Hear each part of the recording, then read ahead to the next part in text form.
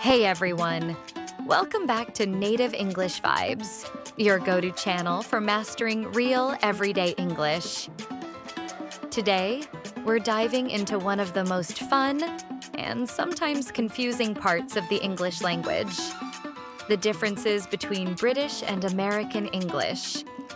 From lifts versus elevators to crisps versus chips, you'll be surprised how the same language can sound so different across the pond.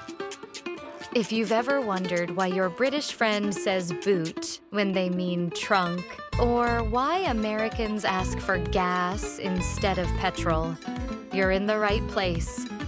So grab a cuppa or a coffee, and let's jump right in. Don't forget to hit that subscribe button and ring the bell so you never miss a vibe with Native English Vibes.